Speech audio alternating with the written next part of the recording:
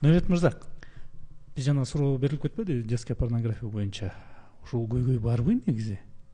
Сиз тараптан, анткени сиз да балдар менен иштешип атасыз да. Сизде мисалы үчүн кол алыңызда канча болот койт? Анан ушул проблематика боюнча 9 жылдан бери мен деле балдар тарбиясы жаатында иштеп атам. Анан жалпы эле порнография темасы бар деген дүйнө жүзүндө порно бизнес өзүңүздөр билесиздер, өтө чоң өнүгүп аткан бир бизнес немесинде орунда жашап атабыз. Анын ичинде тиги карантин өтө чоң таасир берди балдаргачы. Негизи эле адамдарга порнография өтө чоң таасир берди. Анткени адамдар бош болуп калганда, баягы Абдулла мырза айткандай, боштук, жаштык барабар күнөө дейт го. Ошондой формула менен ошол порнография өнүгүп кетти. Анан биз карантин учурларда бир учур болду.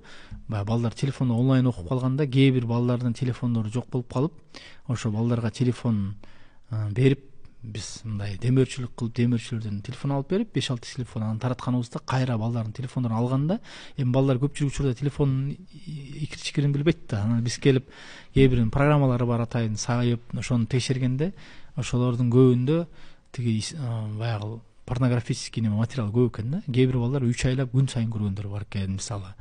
Анан ошол 6 баладан ушу 5өө көрөт экен. Ортончу класстары 5-чи, 4-чү, 6-чы класстагы балдар да. Анан ошо ата-энелерин чакырып, балдар менен сүйлөшкөндө бардык ата-энелер билбейт экен муну. Биз билбейбиз дейт. Негизи ата-эне бар, мен жумуштамын да, мен муну телефон чукмак билем. Ой, мен муну багышым керек. Анан деген бул кулагына наушник салып алып көрпөнүн ичине кирип кетет, анан мен каяктан билейин дейт экен. Анан көрсө ошондо көрөт экен. Мен балдардан сурадым, мен силерде деле күнөө жок дейм.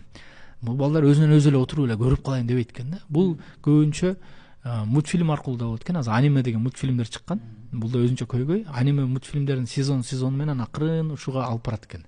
Кээ бирлери барып туруп, мисалы, башында жөнөкөй эле бетинен өп коюп кызды, кийин кыз бала жигит жетелешип жүрүп, кийин анан кийин интимдик бир мамилелерге өтүп, анан ушул порнографияга, ачык порнографияга өтүп, анан ал ачык порнографиясы кийин бара-бара баягыдай гомосексуальный деп коет го, тек жыныстуу бир порнографияга өтүп кеткен учурлар бар экен. Өтө оор порнографияга өтүп кеткени, бул бала бирок 4-чү класста көрүп аткан неме анимеси 8-чи класс, 9-чу класска барганда ушундай оор деңгээлге өтүп кетет экен да.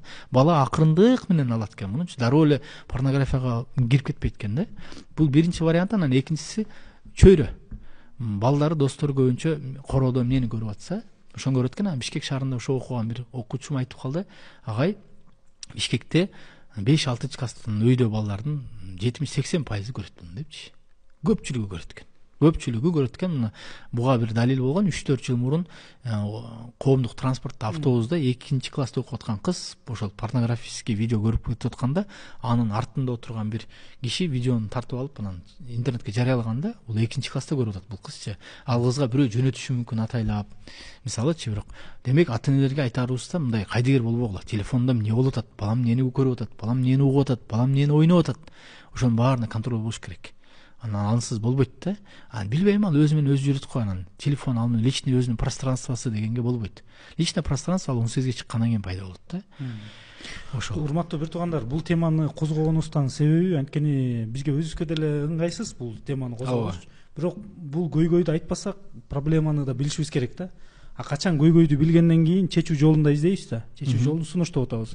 Ошон үчүн бизди туура түшүнөсүз деген чоң үмүттөбүз. Анткени бул тема негизи өзү мындай ыңгайсыз, балдарыңыздар менен көрөсүздөр, бирок бул факт. Проблема бар. Чечиш керек ал маселени. Ошондуктан айтып атабыз да, козгоп атабыз.